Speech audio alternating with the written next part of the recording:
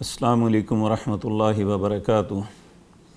ان الحمد للہ نحمده ونستعینه ونستغفره ونعوذ باللہ من شرور انفسنا ومن سیئات اعمالنا من يهده اللہ فلا مضل له ومن يضلل فلا هادی له واشهد ان لا الہ الا اللہ وحدہ لا شریک له واشهد ان محمدا عبدہ ورسولہ اما بعد فاعوذ باللہ السمیع العلیم من الشیطان الرجیم بسم اللہ الرحمن الرحیم قل یا اہل الکتاب لا تغلوا فی دینکم غیر الحق ولا تتبعوا اہواء قوم قد ضلوا من قبل واضلوا کثیرا وضلوا عن سواء السبیل لعن الذین کفروا من بنی اسرائیل علی لسان داود وعیسی ابن مریم ذالک بما عصوا وکانوا یعتدون۔ ناظرین کرام، جس دور سے ہم گزر رہے ہیں، امت مسلمہ بہت سے فتنوں کی زد میں ہے۔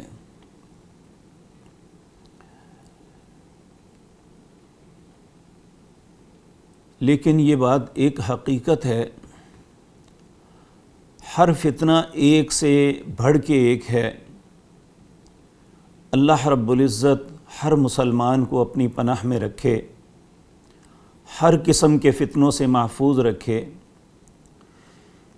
ان فتنوں میں سب سے بڑا فتنہ اگر کوئی ہے تو وہ دین کا فتنہ ہے، کیونکہ ہماری زندگی میں ہمارے لیے سب سے اہم چیز ہمارا دین ہے، اور ہم بحیثیت مسلمان اس پہ فخر بھی کرتے ہیں کہ ہم مسلمان ہیں، اور اسے دنیا کی سب سے قیمتی چیز بھی تصور کرتے ہیں۔ لیکن جب کوئی انسان مال کے فتنے میں مبتلا ہوتا ہے تو اس کے تدارک کے لیے کوشش کرتا ہے کہ مجھے جو نقصان ہوا ہے اس کا ازالہ ہو جائے، یا جس طرح اللہ ہمارے سب ان بہن بھائیوں پر رحم فرمائے جو سیلاب جیسی تباہ کاریوں میں مبتلا ہیں، وہ خود بھی اور ملک کے پیشتر لوگ بھی اس بات کی کوشش کر رہے ہیں کہ وہ اس مصیبت سے نجات پا جائیں۔ لیکن دین کے فتنے کے معاملے میں سب سے بڑی بات یہ ہے کہ انسان اسے فتنہ سمجھتا ہی نہیں ہے، بلکہ وہ ایک نیکی اور طہارت اور اچھائی سمجھ کے اسے کرتا ہے۔ نبی کریم صلی اللہ علیہ وسلم آپ کی ایک دعا جو امام ترمذی رحمۃ اللہ علیہ اپنی کتاب میں جامع الدعا کے اندر لے کے آئے ہیں، وہ لمبی دعا ہے، اس کے ایک کلمہ یہ ہے، وَلَا تَجْعَلْ مُصِيبَتَنَا فِي دِينِنَا۔ اے اللہ، میرے دین کے معاملے میں مجھے کسی مصیبت میں مبتلا نہ کرنا۔ دین کی مصیبت کیا ہے؟ کہ انسان بعض اوقات زندگی میں ایسے کام کرتا ہے، اسے دین یا نیکی سمجھ کے کر رہا ہے، لیکن حقیقتاً وہ دین نہیں ہوتے۔ اللہ رب العزت نے قرآن کریم کے اندر دو مقام پہ بڑی سخت بات ارشاد فرمائی۔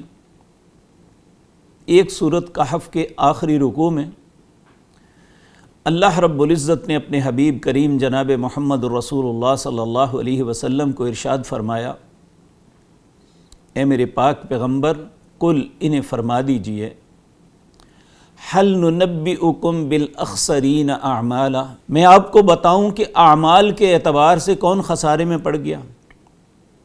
یعنی وہ عمل بھی کر رہا ہے لیکن اسے خسارہ مل رہا ہے۔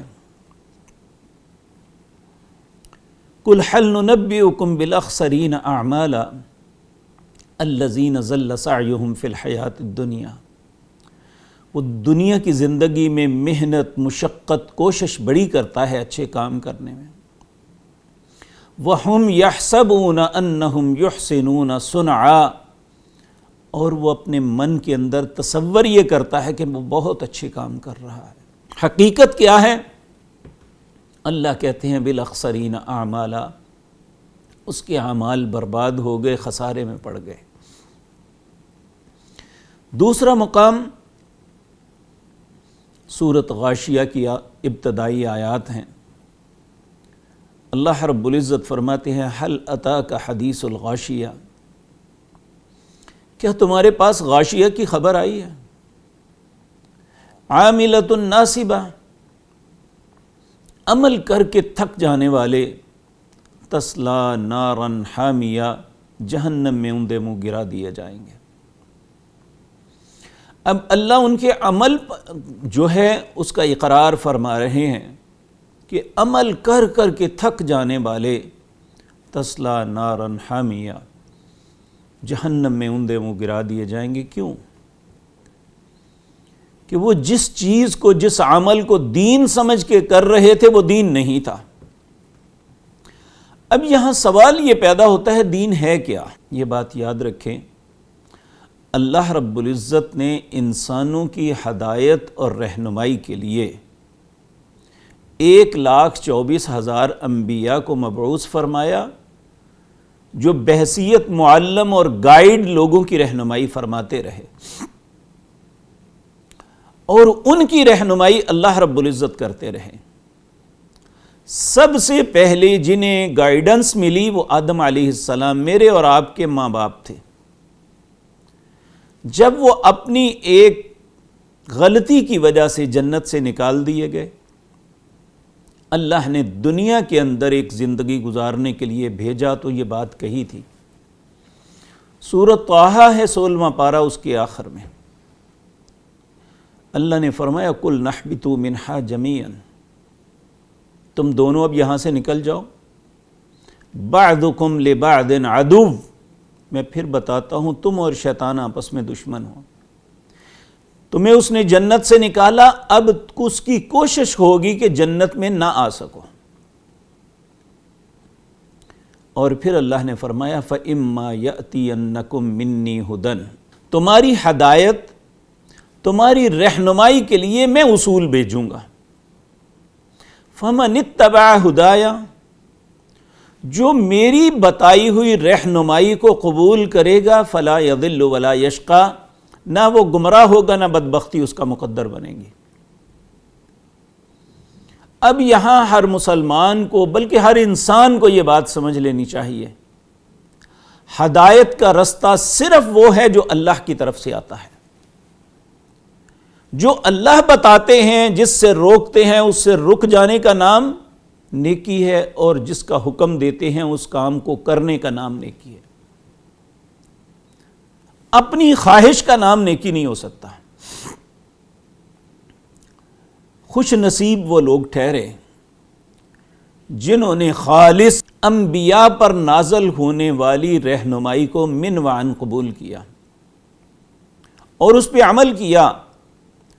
دنیا بھی ان کے لیے خیر اور بھلائی کا اور کامیابی کا سبب، اور آخرت میں بھی وہ اللہ کے مہمان بنے۔ اور ہر قوم کے اندر ایسے بد نصیب بھی ہوئے جنہوں نے انبیاء کی باتوں کی مخالفت کی، دنیا بھی ذلت اور آخرت میں بھی رسوا کرنے والے عذابوں میں مبتلا ہوئے۔ اس لیے بحیثیت مسلمان ہمیں سابقہ امتوں کے کردار جو قرآن نے تذکرہ کیا ہے ان کا بغور مطالعہ کرنا چاہیے۔ 2 قوموں کا تذکرہ کرتا ہوں۔ ہم سے پہلے بنی اسرائیل، حضرت یعقوب علیہ السلام کی اولاد، اللہ رب العزت نے ان کے اندر سیدنا یعقوب علیہ، اسحاق علیہ السلام سے لے کر سیدنا عیسیٰ علیہ السلام تک سینکڑوں نہیں ہزاروں پیغمبر بھیجے، اور اس قوم کو بڑا پیار دیا اللہ نے، اور ان کی ہر لغزش کو معاف کیا۔ لیکن جب ان لوگوں نے دین کے اندر مداخلت کرنے کی کوشش کی نا، پھر اللہ نے برداشت نہیں کیا۔ قرآن کریم میں اللہ نے ان کا تذکرہ کیا ہے کہ ان کے علماء کا وتیرہ کیا بن گیا، یحرفون الکلم عن مواضعہ، کلمات کی تحریف اس طرح کرتے کہ تورات کا کچھ ٹکڑا یہاں سے لیا، کچھ یہاں سے لے کر اپنی مرضی، اپنے مقاصد کو حاصل کرنے کے لیے بات کو بنا دیا۔ اب لوگوں نے ان باتوں کی طرف توجہ نہ کی کہ یہ کیا ہو رہا ہے۔ جو علماء نے کہا انہوں نے من وعن قبول کر لیا، تو علماء کا حوصلہ اور بڑھ گیا۔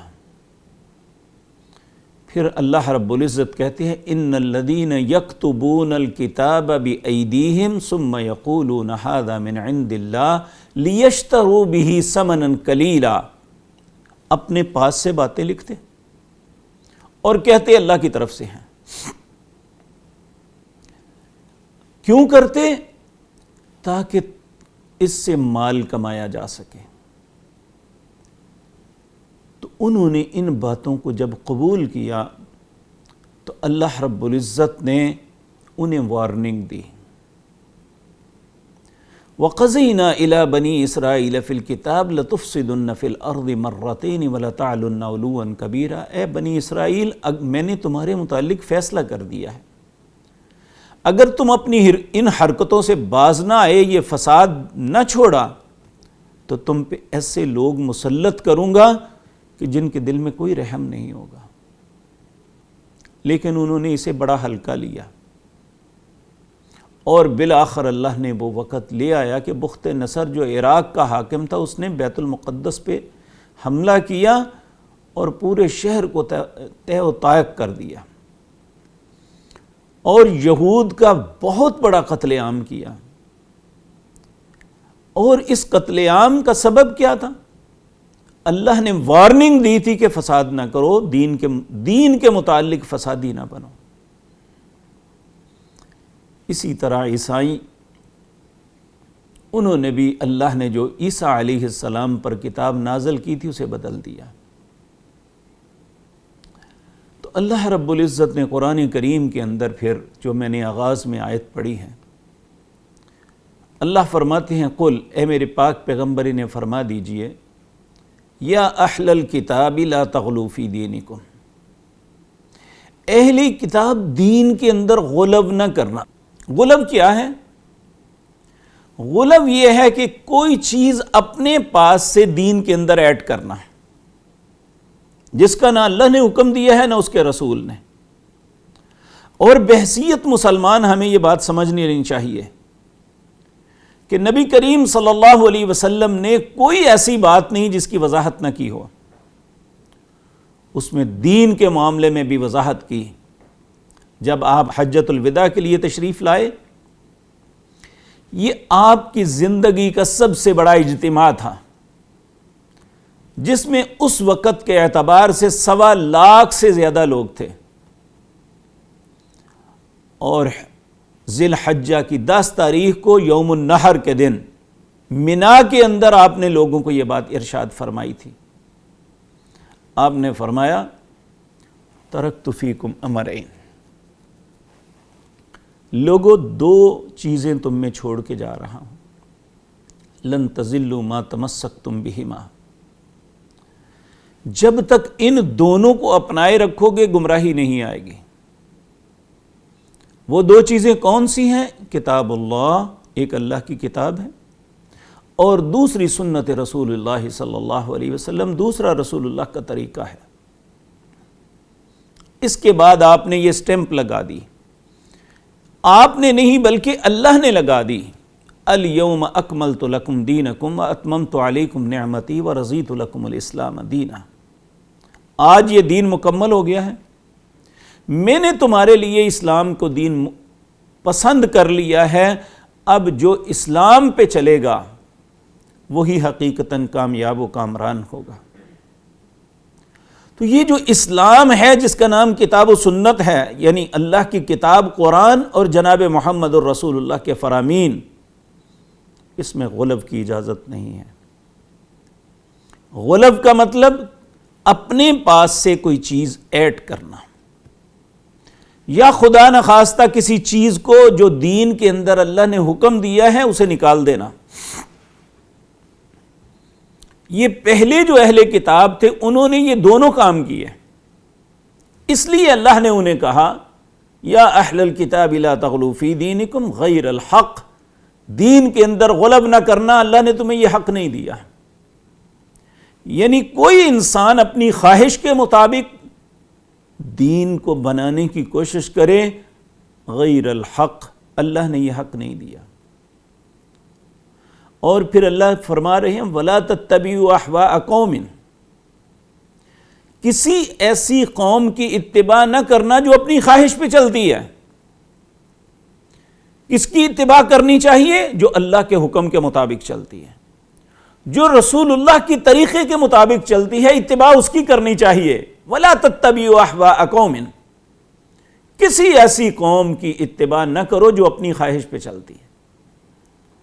قَدْ ضَلُّوا مِن قَبْلُ، وہ پہلے سے خود بھی گمراہ ہیں، وَأَضَلُّوا کثیر، بہت سے لوگوں کی گمراہی کا سبب بنے، وَضَلُّوا عَن سَوَاءِ السَّبِيلِ، وہ گمراہ ہو گئے، رائے راست سے بٹک گئے۔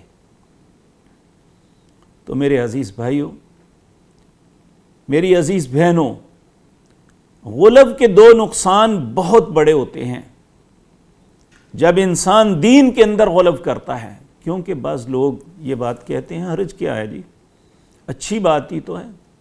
نہیں، نبی کریم صلی اللہ علیہ وسلم نے فرمایا کل محدثۃ بدعہ، اس سے پہلے آپ نے فرمایا ان احسن الکلام کلام اللہ، سب سے بہترین کلام اللہ کی کلام ہے۔ اللہ کی کلام کے بعد وخیر الحدی حدی محمد صلی اللہ علیہ وسلم، اللہ کی کلام کے بعد سب سے بہترین بات جناب محمد الرسول اللہ کی ہے۔ تو جب یہ سب سے بہترین بات ہے تو اس پہ کسی اور بات کو فوقیت دینی یہ دانائی کی علامت نہیں ہے۔ تو اللہ رب العزت نے اس چیز کو دین قرار دیا، اور پھر فرمایا کل محدثۃ بدعہ، دین کے اندر نئی ایجاد کوئی بھی چیز کرنی یہ بدعت ہے۔ وکل بدعۃ ضلالہ، ہر بدعت گمراہی ہے، ہر گمراہی جہنم کی آگ میں جلنے والی ہے۔ لیکن یہاں پہ ہمارے بعض نادان دوست اپنی بدعات کو درست ثابت کرنے کے لیے یہ بات کہتے ہیں کہ ہر بدعت بری نہیں ہوتی، کچھ بدعت حسنہ ہوتی ہے، کوئی بدعت حسنہ نہیں۔ نبی پاک نے کل محدثۃ بدعہ وکل بدعۃ ضلالہ، ہر نیا کام جو ایجاد کیا جائے وہ بدعت ہے، اور ہر بدعت گمراہی ہے، اور ہر گمراہی جہنم میں جلنے والی ہے، العیاذ باللہ۔ تو اس لیے نبی کریم کی زندگی کا کوئی بھی ایسا خطبہ نہیں جہاں آپ نے یہ وارننگ نہ دی ہو، اس لیے مسلمان کے لیے لائق نہیں ہے۔ اور بعض اوقات اپنی غلط بات کا جواز پیش کرنے کے لیے ایسی چیزوں کی مثال دیتے ہیں جو بنتی نہیں۔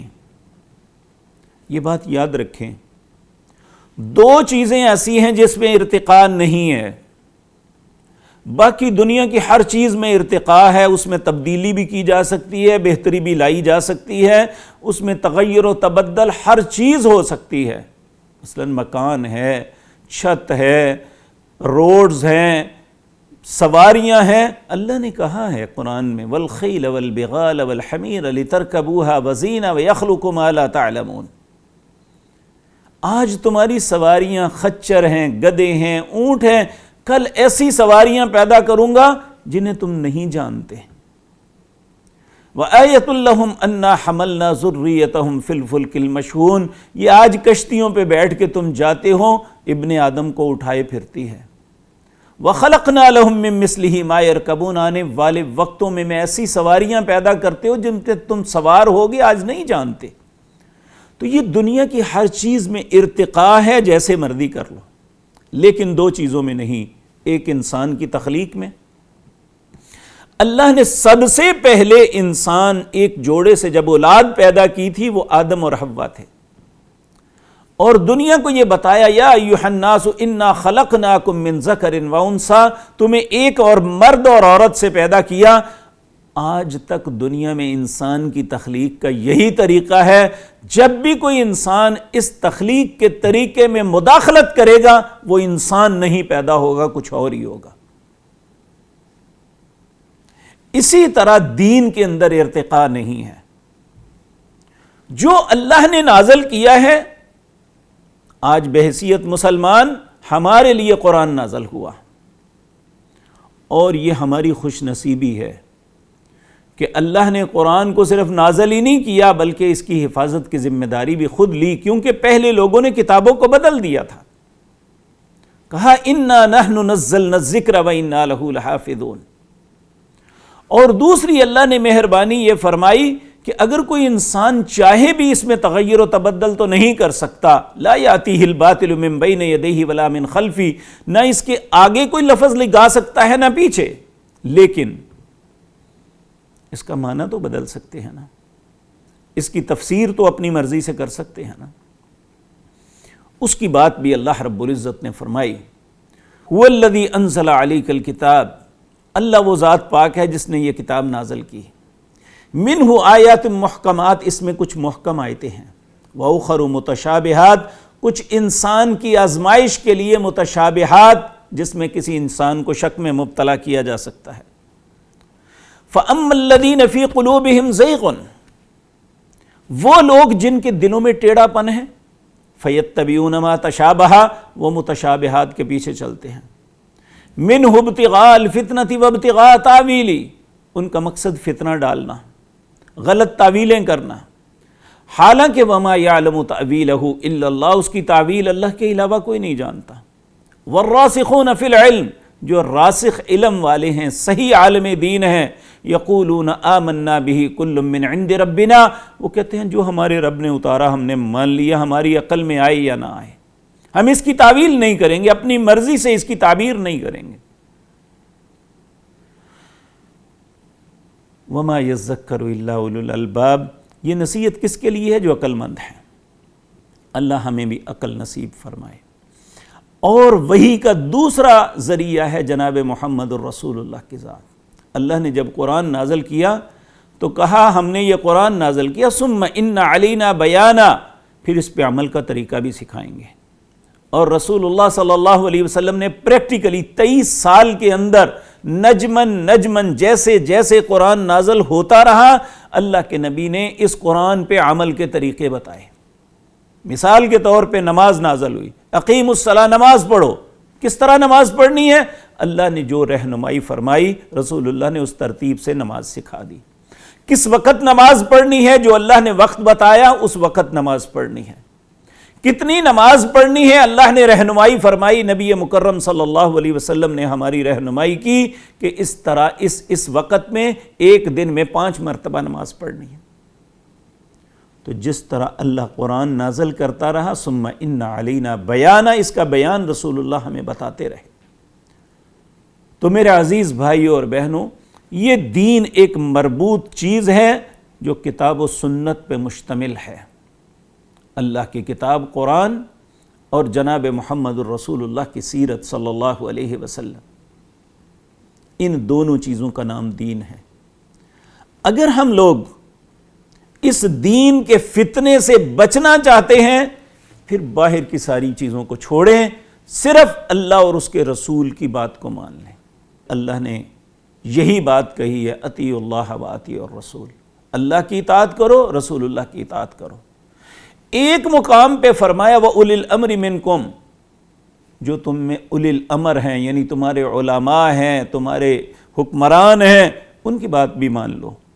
لیکن ساتھ ہی کہا فَإِن تَنَازَعْتُمْ فِي شَيْءٍ فَرُدُّوهُ إِلَى اللَّهِ وَالرَّسُولِ، اگر ان کے ساتھ کسی بات پہ تنازع ہو جائے تو اللہ اور اس کے رسول کی طرف ہی لوٹنا ہے۔ تو یہ بات آج کی مجلس میں میرے اور آپ کے لیے سبق ہے کہ ہمارے لیے فائنل اتھارٹی اور اسلام جو ہے وہ اللہ کا قرآن اور جناب محمد الرسول اللہ کا فرمان ہے۔ اس کے علاوہ جو کچھ کریں گے وہ دین نہیں ہو سکتا، وہ بدعت ہوگی اور بدعت گمراہی ہے، اور گمراہی جہنم کی آگ میں جلنے والی ہے۔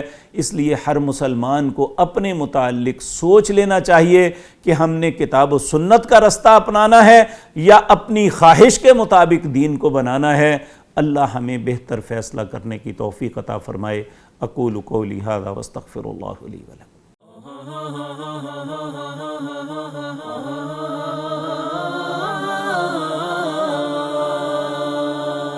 سمجھیں ہر ایک چیز کو در حقیقت، دے دے الہی وہ نور بصیرت۔